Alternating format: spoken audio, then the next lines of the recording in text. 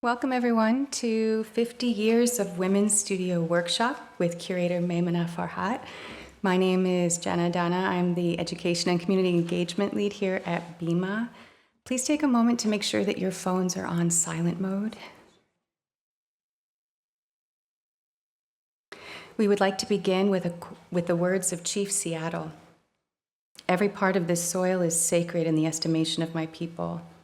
Every hillside, every valley, every plain and grove has been hallowed by some sad or happy event in days long vanished. We would also like to acknowledge that the land on which we gather is within the ancestral territory of the Suquamish people of clear salt water, the Suquamish people. Expert fishermen, canoe builders, and basket weavers, the Suquamish live in harmony with the lands and waterways along Washington's Central Salish Sea as they have for thousands of years. Here, the Suquamish live and protect the land and waters of their ancestors for future generations, as promised by the Point Elliott Treaty of 1855. To coincide with BIMA's current book arts exhibition, A Radical Alteration, Women's Studio Workshop as a Sustainable Model for Art Making, in today's presentation, Curator Maymanah Farhat will present an overview of Women's Studio Workshop and speak to the importance of its 50th anniversary.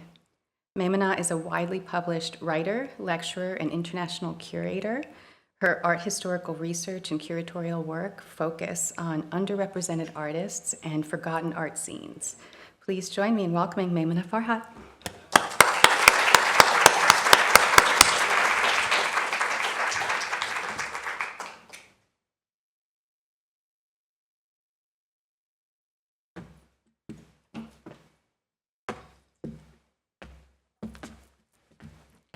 Sorry, been having a little bit of a flare-up, so I have my trusty cane with me.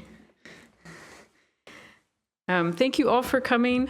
It's so nice to see all your lovely faces. I want to first thank the staff at BIMA for being so supportive and just incredibly kind in bringing this show together, and also sponsoring and publishing the catalog, which is absolutely stunning. If you haven't seen it, it's available in the bookshop. It's really just such an honor to be here, to be presenting in such an important institution that has its own robust collection of artist books and has done so much great work in the field. I wanted to give you a brief overview of WSW's history. I wanted to give you the background information in terms of how this show came together, why it came together, my curatorial premise for the show. A lot of my work stems from research projects initially, and the exhibition sort of evolved from there. And so this show was definitely the product of intense research. I was invited by WSW to visit the campus in upstate New York, to sit in the archive, to interview two of the co-founders, and to kind of wrestle through the collection, which for me was an incredible experience. A lot of my work is curatorial, but also, as Jenna was mentioning, I'm also a writer. And so I'm constantly sort of thinking about all the different sort of dynamics of the art world as an art ecology, community-oriented spaces, grassroots organizations, things like that. So this for me was an amazing opportunity because I essentially got to learn from this incredible organization. So WSW was co-founded in 1974 by 4 women artists in upstate New York. At the time, they were all pretty much emerging artists. They knew each other from the very sort of small artistic circles in upstate New York that were active. Upstate New York, where they are located, is about a 2-hour drive from New York City. They're like worlds apart, essentially. And in the 70s, being a woman artist working in that region was very, very difficult. I mean, it's still very hard today, but then it was extremely difficult to try to break into the New York art scene. The 4 artists came together essentially because they decided that they didn't really want to do the New York art scene in terms of the overall commercialization of art that was taking place with the New York art market. Instead, they were more interested in teaching and really equipping other women artists with different sort of skill sets, not just in a specific medium, but multiple mediums.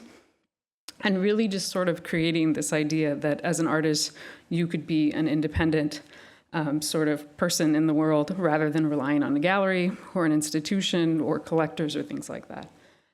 So it was co-founded in 1974 by Barbara Leof Burge, Anne Kalmbach, Tatjana Kellner, and Anita Wetzel. Anne and Tatjana are partners. They've been partners since the 1970s. They met at grad school in upstate New York.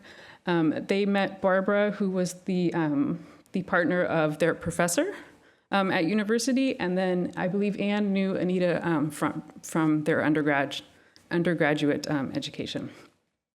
So they all knew each other fairly well. They all decided to come together.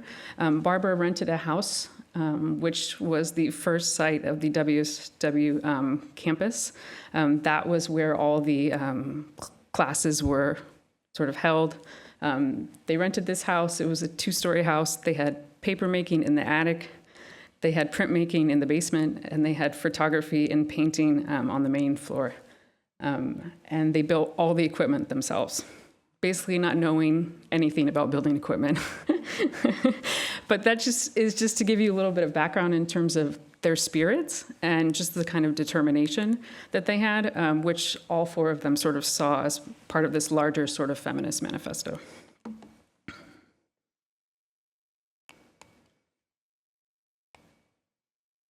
So there they are in front of the house. Those are all T-shirts that they printed as well. So one of the things that I really loved about this whole process of putting together this show was sitting with Tatjana and Anne. And one of the things that Anne mentioned to me was that funding for the organization was always a little shaky. Again, it's the 1970s. They started out as a women's collective. They didn't get nonprofit status until a few years later. And I believe they really weren't interested in nonprofit status. They just wanted to teach other women. So they were first and foremost a collective. It wasn't until someone said, hey, why don't you apply for a grant from New York State, that they thought, oh, maybe we should kind of shift the sort of structure of this collective. But for them, it was all about teaching and all about art making and all about independence as women and women artists.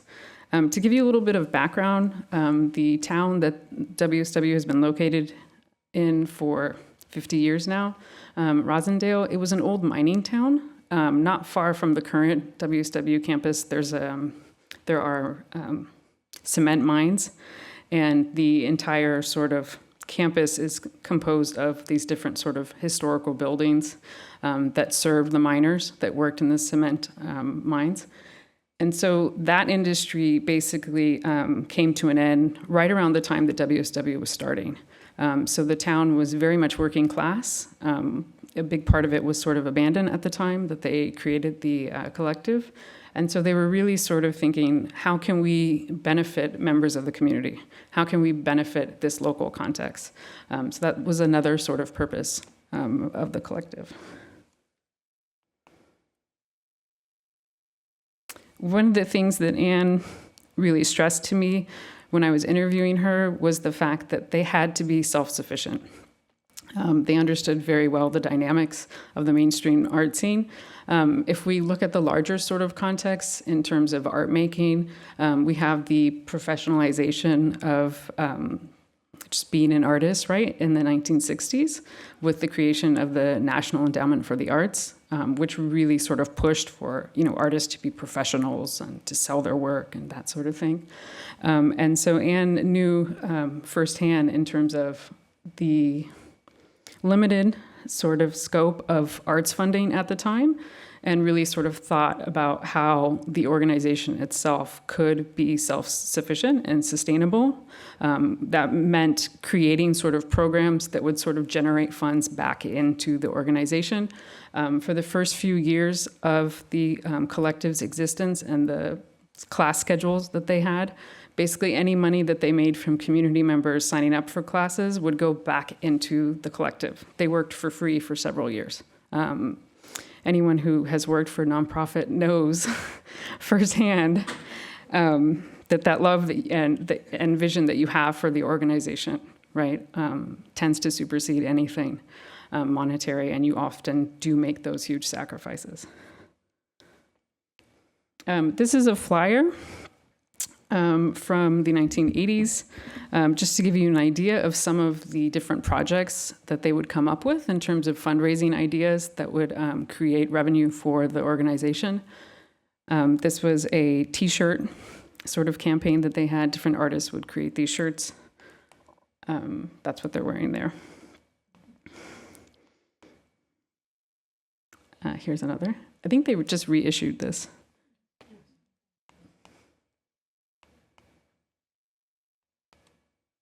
Ooh.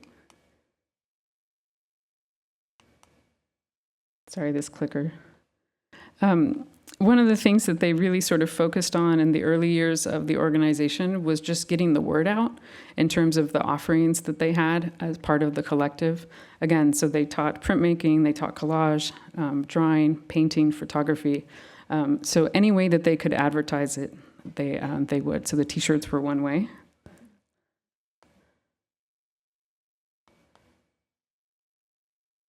They had early newsletters. In typical 70s and 80s feminist fashion. It was called The Rag at some point, which I love.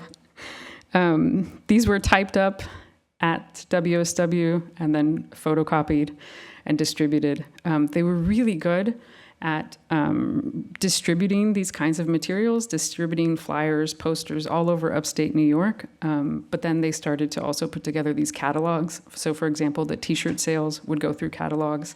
They had a paper-making business, basically, that started in the attic of that first location in 1974. That paper-making business essentially became really lucrative. And for several years during the culture wars of the 1980s, it actually sustained the organization. Anne would tell me about how they would print catalogs for stationery. I mean, it's incredible, right? Envelopes and things like that. She said we would go to paper conferences across the country. We're just constantly slinging paper all over the U.S. In order to ensure that the organization could be maintained. Again, when you're working for a nonprofit, especially one that you've established, your whole heart and soul and every aspect of your life and being goes into it. So that was one of the things that they were able to do to survive.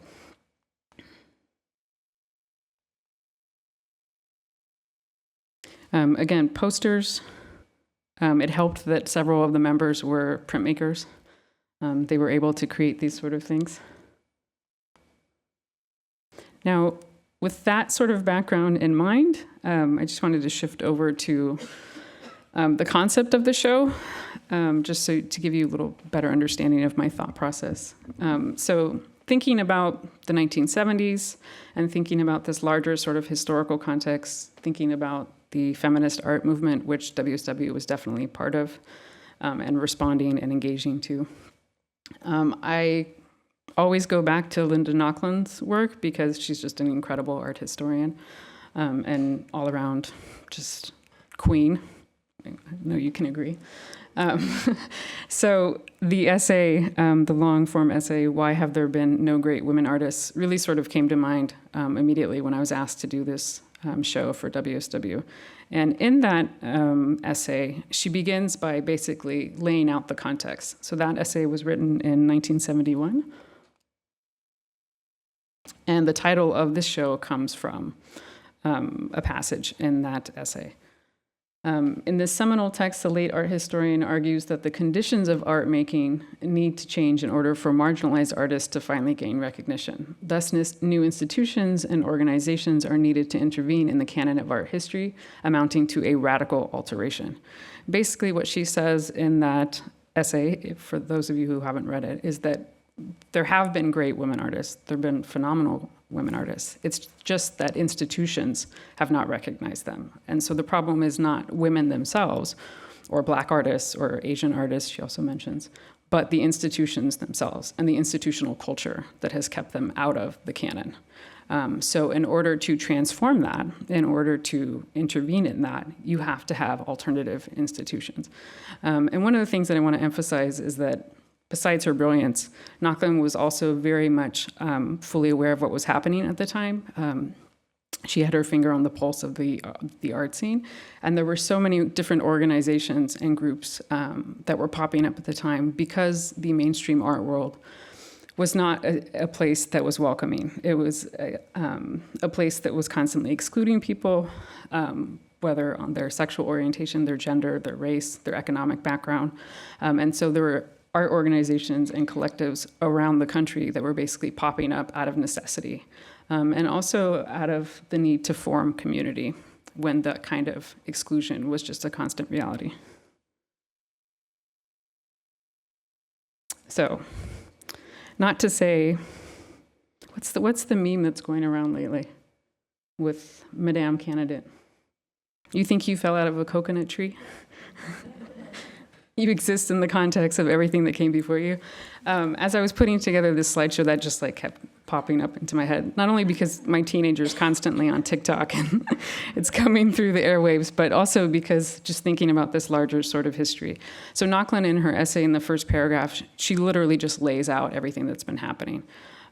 So I wanted to give a little bit of context as well. So in 1966, we have the founding of the Black Panther Party, which, if you think about it, was very much kind of like WSW. It was in response to a condition. It was a community-oriented organization. It was an organization that really sort of focused on sustainability from within the community. There are a lot of parallels that were taking place at the time, and definitely the co-founders of WSW were fully aware of this movement, this larger sort of movement that was basically coming out of the civil rights movement in general, feeding into the feminist movement, and then going across the art movement, I should say. So I don't know if a lot of you know this, but women actually comprise half of the membership of the Black Panther Party throughout its sort of strong run for several decades. They had leadership positions. They were community organizers. They were people that were, actively gaining community support. So thinking about WSW, and you'll see this in the catalog essay that I wrote, I'm also thinking about other organizations that pop up around the same time. It's literally a window of like 10 years, beginning in the late 1960s to like the mid 1970s, where you see just like this massive wave of incredible organizations and art collectives, and even institutions, right? Like, so the Studio Museum of Harlem, that are built from the ground up. They're part of grassroots movements, community-led projects, then end up becoming that radical alteration that Nochlin is advocating for in her essay. So the Studio Museum of Harlem is founded in 1968. You have the Art Workers Coalition, which wasn't an organization in a sort of traditional sense, but it was a gathering of artists that were actively pushing back against museum policies, mostly in New York. I love this image because it is a group of artists from the Art Workers Coalition boycotting and demonstrating in front of the Whitney Art Museum in New York. And the woman in the front with those incredible boots, that's Faith Ringgold, who recently passed. So that was founded in 1969. I am coming to you from Fresno, so it is my duty to tell you about the artists that came from the Central Valley of California. I don't know if a lot of you know this, but the Chicano art movement actually originated alongside the farm workers movement in the 1960s in the Central Valley, and then spread throughout California, through the Southwest, and then nationally. And how it popped up with the farm workers movement is that the co-founding members of this specific artist collective, the Royal Chicano Air Force, they were all farm workers as children who went off to art school and then came back when Cesar Chavez and Dolores Huerta were organizing farm workers in the 60s and said, hey, how can we help? And so they would actually silkscreen posters alongside the protests and the strikes of the farm workers. So again, these ties in terms of the need that comes out of the community and artists responding to that, very much in concert with what WSW was doing. Self-help graphics in Los Angeles is another one. It originated in Boyle Heights. LA's print culture history is really interesting because in at least 2 occasions, there were actually nuns who taught printmaking and organized these community organizations in marginalized communities in Los Angeles and became part of, printmaking history. Again, my obligation to Fresno. This is not my university making me do this, but it's just interesting. So Fresno State Feminist Art Program, 1970.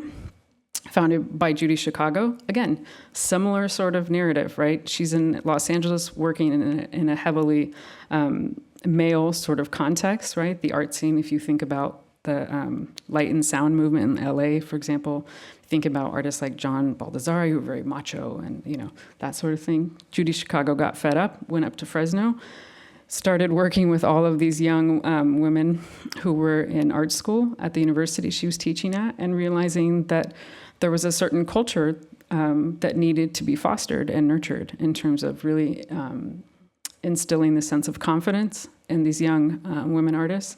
And so they created a collective where they rented a abandoned warehouse in Southeast Fresno, held art exhibitions, and a number of them went on to become leading members of the feminist art movement. So the feminist art program cheerleaders.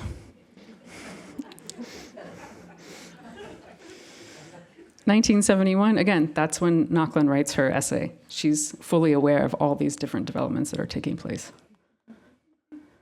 Printed Matter, Saul LeWitt, Lucy Lepard, they were not only active members of the art scene, but also museum guards, for example, right? They were also working with the Art Workers Coalition.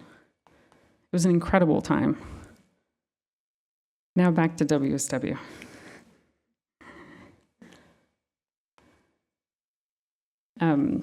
So the artist book project essentially comes from Tatana, who is experimenting with book arts at the time. And so 1984, they create the WSW Artist Book Residency Program, which is specifically aimed towards women artists who want to either embark on experiments in book arts or who have already been working in the medium. And so again, here are the trusty photocopied flyers that they would create and distribute. Speaking to Anne about the residency program, essentially what she would say is that the program became popular and known from word of mouth. When artists would come to the residency, they would have an incredible time, produce, amazing books that they would get full support for. So I don't know if you know, but at WSW, everything is on site for the most part. There were a couple of books that they produced during COVID that were kind of outsourced. Certain aspects of the bookmaking process were outsourced. But pretty much if you attend an artist book residency, you are getting all the supplies, all the materials, all of the technical sort of skills, whether you have them before you arrive at WSW or not. You're basically it's like an incubator for creating your book. The process is through application. They usually put out a call. This has been pretty much the standard way of sort of assigning those residencies since the beginning. I know that Anne and Tatana did a couple of the first books that were a part of the imprint in the 1980s. But after that, again, word of mouth, the popularity of the program spread and the interest became far greater. So when you arrive at WSW, your proposal for an artist book has essentially been approved by the organization itself. And part of that approval process is essentially WSW saying, hey, can we support this? Do we have the materials? Do we have the actual, what's the word? The studio, right? Do we have the studio that can help produce this? For example, they were doing a lot of paper making. Some of the artist books in the imprint's history have, handmade paper that was made on site, that kind of thing. So this is the first book. It's called Suspender Saga. And basically, the exhibition consists of books that I felt really sort of illustrated this rich history of the program, the artist book program, and then within the larger sort of expanding out into the context of the organization's history. And this idea of how do we provide opportunities for art making, but then also how do we have a sustainable sort of organization. So this is Suspender Saga. This was done in 1984.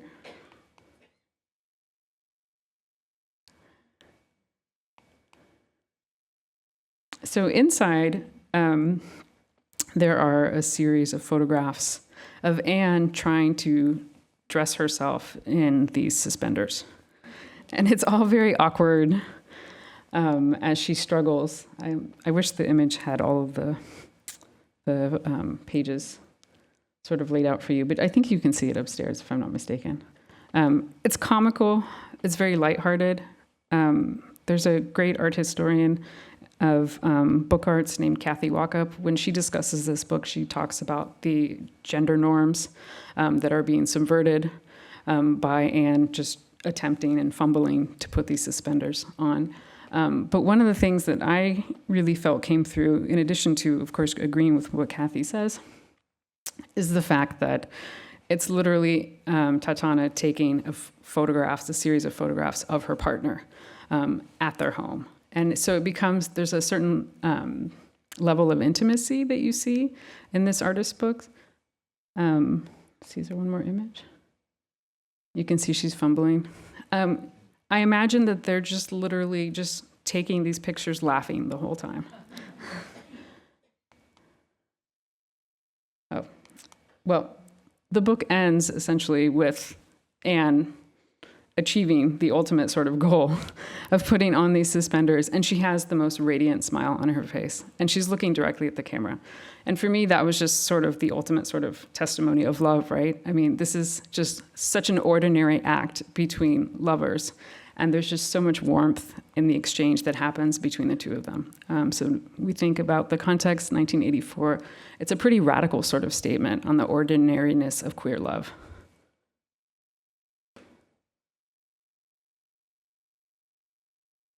WSW's been pretty progressive and groundbreaking in terms of the type of subject matter that they support in their artist books. This has been something consistent since the founding of the organization. Again, in the 1980s, we have the cultural wars, but we also have the AIDS crisis. And so this was a book that they supported of actually a male artist from New York City, who was fighting the disease and actually died a few months after the book was made. He was able to bring together a group of other artists and poets to contribute to this book, and I just think it's just so beautiful and incredibly heartbreaking. So again, this idea of providing the materials for an artist book project, the sort of emblem at the front is embossed and it's ceramics. And then the book unfolds. The concept of the book, the idea of going to camp, basically each contributor to the book reflects on issues like the intense sense of alienation that so many people with AIDS and HIV at the time were experiencing. In the catalog, I talk about the callousness of government policies during that time, but then also medical providers not wanting to treat people with HIV or AIDS. As you know, the idea too, the history that lesbian actually came through for gay men that were suffering so terribly during the time and actually cared for so many of them, whether they were nurses or not. I can't help but feel that this was also the sentiment that was really sort of motivating WSW to support a project like this. Again, at the time, they were getting NEA funding. So there is an act of subversion, essentially, that's taking place by them supporting this project.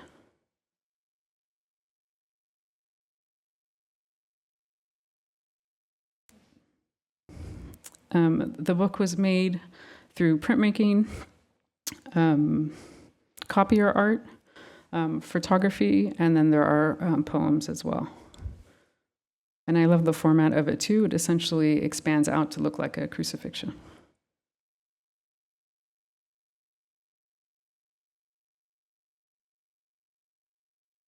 One of the entries, which I write about in the catalog, is by a poet who talks about essentially dying and meeting his friends in the afterlife, and they're all sitting at a picnic table at the bottom of the ocean, having a great time together, enjoying each other's company, and not missing out on what they had just left behind.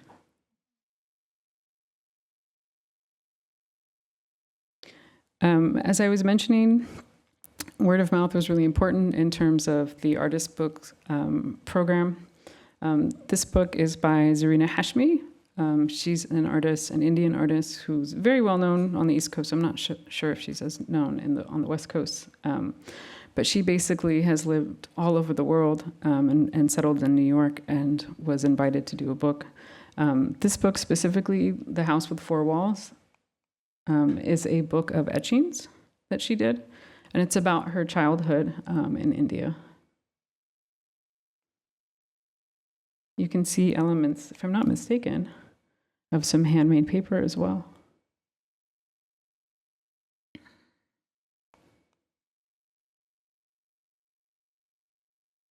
So that's just to provide sort of a range of the projects that they would support. It wasn't one thing or another. It was literally the full spectrum of things. This book is by an artist who actually worked as a translator in the immigration courts in the 2000s.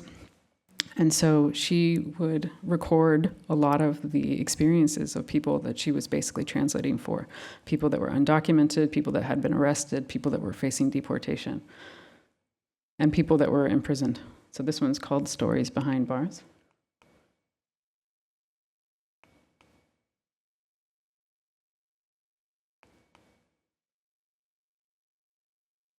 I really love this book because there's an element of, I can just see someone like writing in a journal and then perhaps sketching as they're writing, as they're sitting in court. There's very much a sort of interpersonal sort of thing that comes through.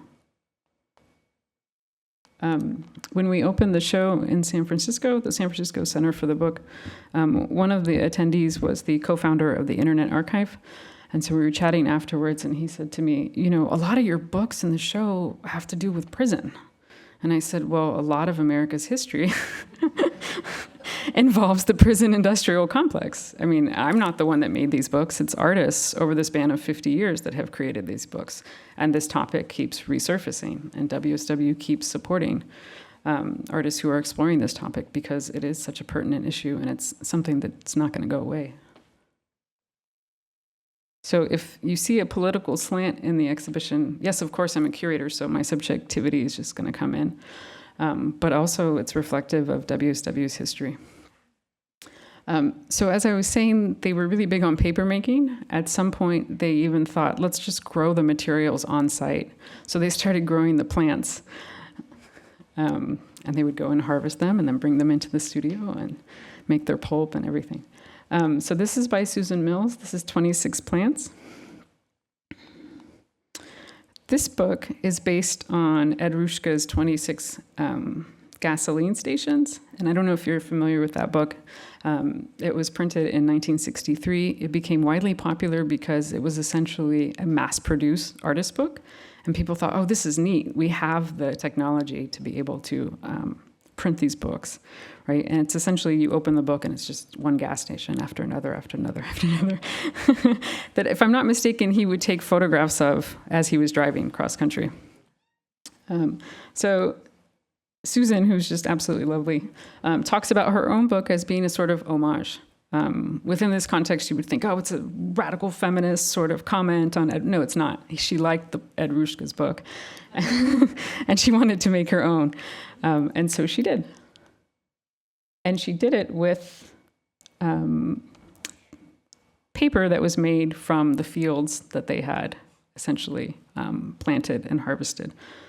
So each page is a different type of paper made out of a different type of plant, and hence the title. And when you see it up close, it's really lovely. You actually just want to rub your fingers over the texture of the pages, because each one has a different sort of texture and color and all this kind of wonderful tactileness. And she labeled them.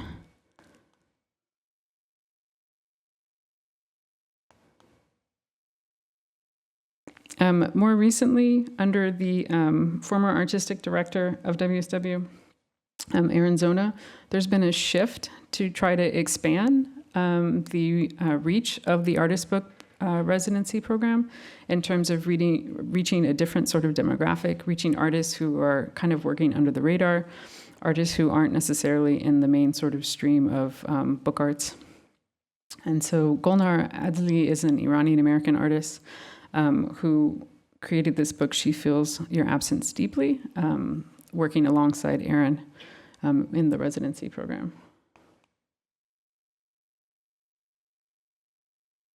The book is about a separation that her parents experienced briefly when she was a child. Her father was still in Iran, and her mother was in the United States. And so basically, it includes aspects or excerpts, I should say, of their letters that were written back and forth, and hence the title of the book. The center is made of these block-like sort of things. You can see the image of Golnar and her mother in the center. And then you can actually stack the blocks. One of the really great things about WSW is that they've supported all kinds of projects. It's not just your standard sort of accordion style book, but really just sort of pushing the limits of artist books, pushing the limits of the book as an art object. You'll see that upstairs with the very wide range of books that are included in the exhibition. A lot of it has been based on like innovation.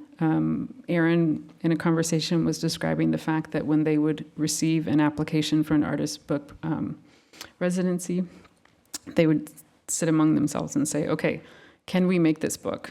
It seems like an impossible sort of thing, but maybe if we do this and we do this, and they would basically strategize before accepting the proposal on whether or not they could actually bring this book to realization. And I think that's pretty incredible in terms of really demonstrating the extent to which the organization has been consistently supporting artists. They work for artists first and foremost. Celeste Hernandez is a trans-Mexican artist who was living in Tijuana at the time. I believe she grew up in Tijuana. She applied for the artist residency, the book arts residency, and actually COVID hit and was not able to travel to upstate New York. So Aaron and Celeste worked very closely, and they did it remotely over Zoom calls, basically.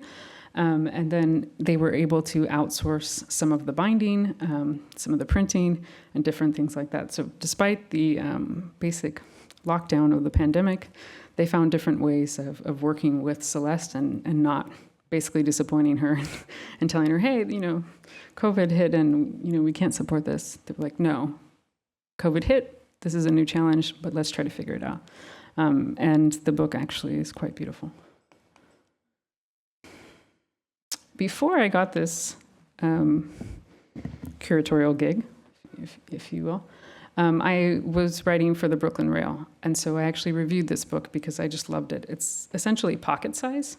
You literally fits in the hands, fits on the inside of your two hands. It feels like a love letter or like a little note that you would pass to a friend during grade school, secretly, so the teacher wouldn't see. Celeste drew all of the illustrations and then also wrote the text as well. And essentially what it is her experience being undocumented in the US and her boyfriend at the time living in San Diego and having to cross back and forth, and then the pandemic hits and being separated.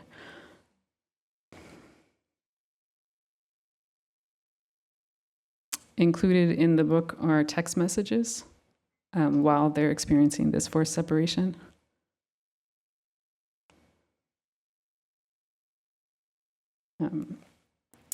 One of the things that I loved in terms of just sort of working on this project was really sitting with people and hearing about their experiences, and then also just the ways that the organization would sort of operate and the kind of mandate. Aaron, when describing this book, would get really excited about the fact that the spine was done in a certain fluorescent pink. and Celeste had to like approve that pink, and they went back and forth with like paint swatches and things like that. But it would seem like the most minorest of details. But again, it's part of the policy of the organization, and it has been in terms of this policy of care and this policy of advocacy. You know, you're an artist, you want to realize this book, we're going to make it happen no matter what. That's all I have. If we have any questions, I'm sorry if I might have spoken a little too quickly. I was a little nervous, to be honest.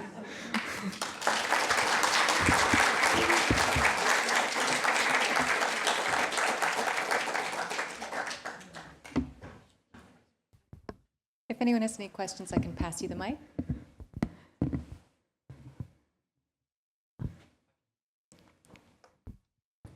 I actually don't have a question. I just wanted to share something with you. My name is Ellen Solid, and I have a book that's in the BIMA collection that was funded by Women's Studio Workshop in 1990, and it's called A Meditation on Human Rights and a Woman's Life. And I produced 60 of them, 50 of which went to people all over the world who were in a position, and not all of them chose to support and advance women's reproductive rights. Wow. I personally delivered it to Phyllis Schlafly, and it was the closest I've ever come to placing a bomb in someone's hand. But it grew out of the mail art movement, and I found personal deliverers for nearly all of the books. Wow. With the idea that if you receive something that from someone you know and trust, you'll take the time to do it. And at the time, I was trying to raise money to do this book because it's a 22-foot-long accordion book, lithograph, hand-colored, letterpress, relief printing, and it's printed on French mold-made paper and hardbound. And I wanted it to be clearly an art object so that people wouldn't treat it as a zine or just printed matter coming across their desk.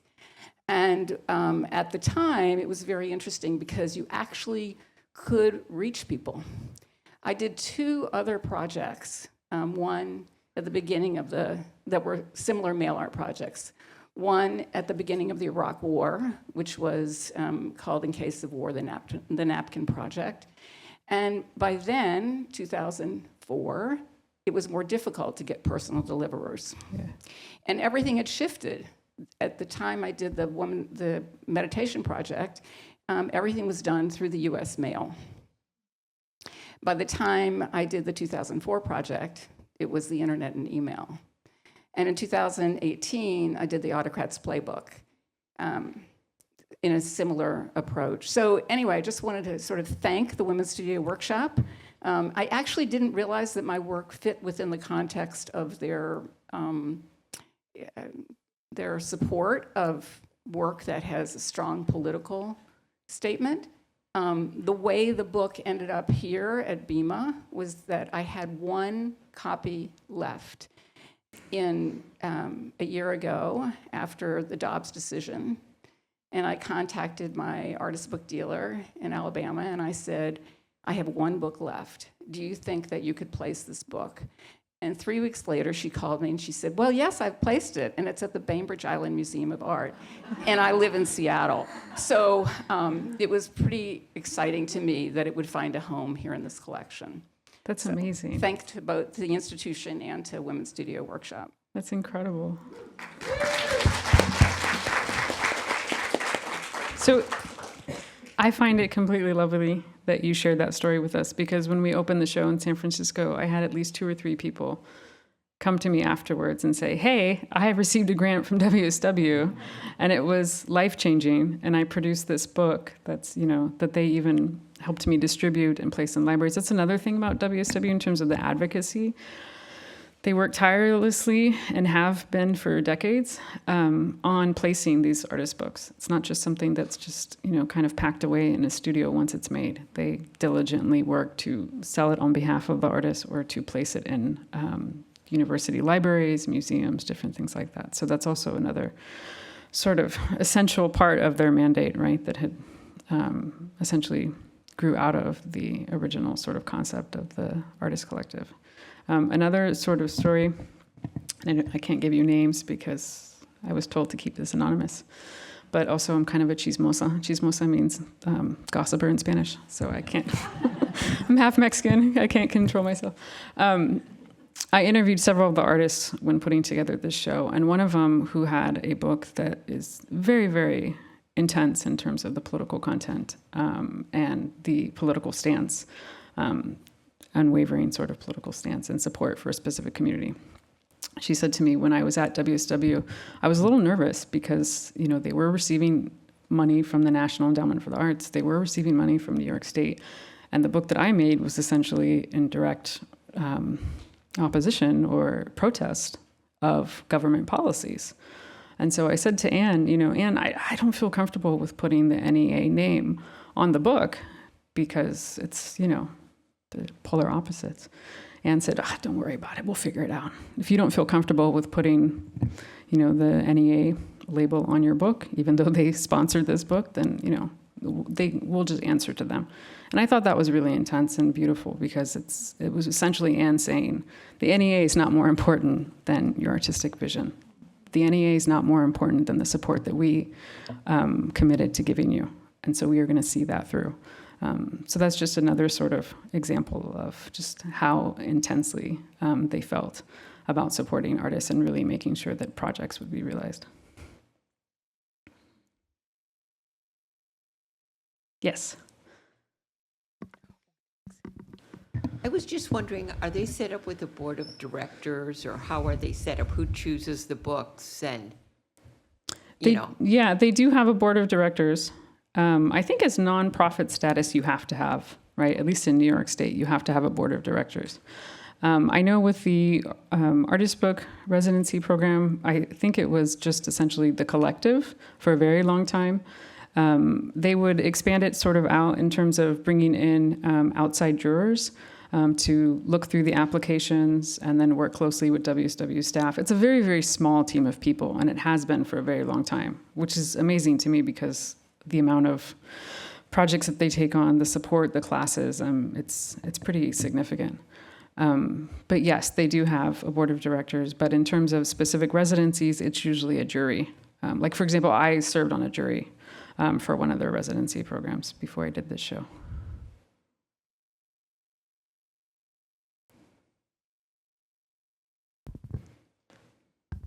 Hi, my name's Brenda Reese. I was a local in Rosendale.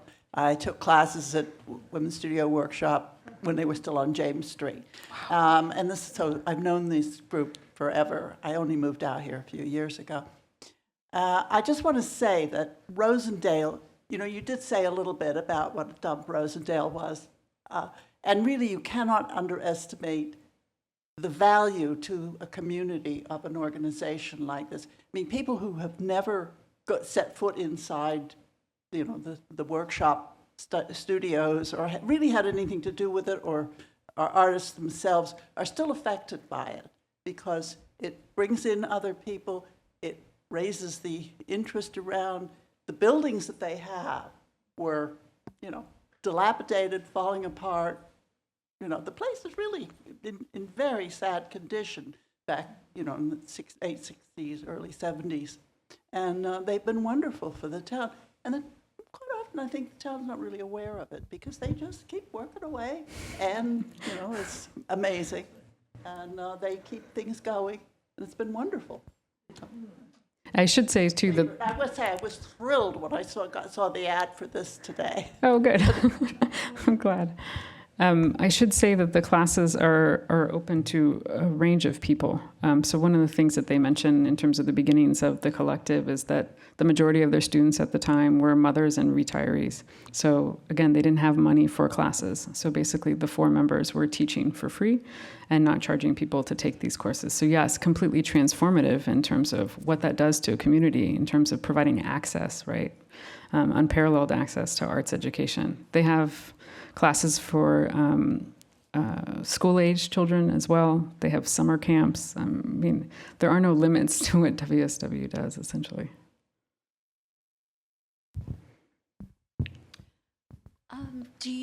Does it have its own collection? The reason I'm asking is I'll be in the Hudson Valley in October, and it'd be wonderful to visit the place. You should definitely visit. They have a great archivist working there now, Faith Levine. I'm sure if you made an appointment with her, she would show you the archive. Yeah, they don't. I'm not sure if the show is still up. They were running a parallel show with this one in terms of they have like a gallery space on the at the front entrance of the campus. And so I know a lot of the books would be on display, but definitely reach out to Faith. If she has time, I'm sure she would be happy to help you.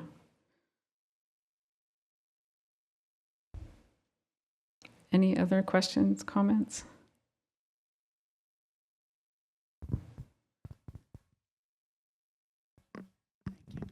I'm curious, do the artists all have experience making books, or do they present an idea for a project and then are getting the assistance with that, going back and forth between the artist and the collective?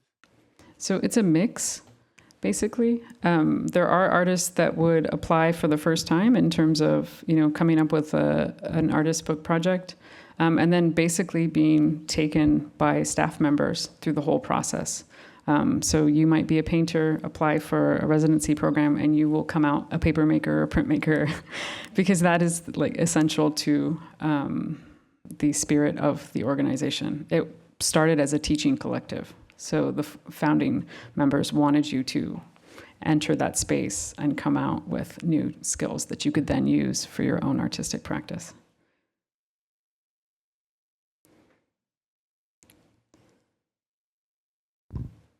Great. Thank you so much, everyone. I hope you get to see the show if you haven't seen it already.